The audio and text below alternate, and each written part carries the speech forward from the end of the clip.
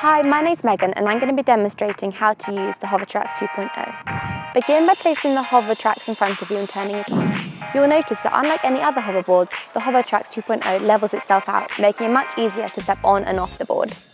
If you've never ridden a Hovertrax before, you'll want to get familiar with how the foot controllers work before stepping on board. Begin by placing one foot on the ground with the other foot on top of the hoverboard, and you'll notice that the motor starts to tilt the pad either towards you or away from you.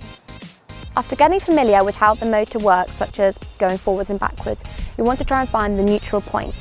Once you have found this, you are ready to put both feet onto the board. But remember, don't jump on. We want you to take all safety measures and step on only one foot at a time. The key to successfully stepping onto the Hovertrax is to maintain confidence. Once you have one foot on and you're trying to put the other foot on, don't be afraid to put your foot back down if you don't feel steady. You can always use a friend's shoulder or a railing to help you get onto the hoverboard to begin with. Once you have both feet on the Hovertrax, you want to get comfortable with standing still. To do this, try and level out your feet as in the previous steps.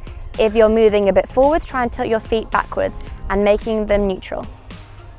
Now you've mastered how to stand still on the Hovertrax, it's time to learn how to move forward. And it's as easy as simply tilting your feet forward so that the motors tilt forward and going along. If you find this difficult, you might want to try looking out straight into the horizon as opposed to down at your toes. Stick your chest out and lean forwards. Now that you've gone forward, it's time to go backwards. To do this, it's as easy as going forwards. Tilt your heels backwards and you'll slowly start to move backwards. Turning on the Hovertrax is easy. You're going to be using your feet again to control it.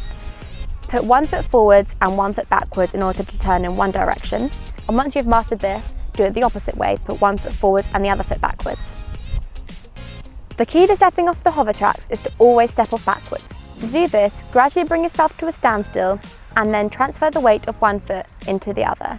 Once you feel comfortable, put the foot onto the ground and follow it with the other.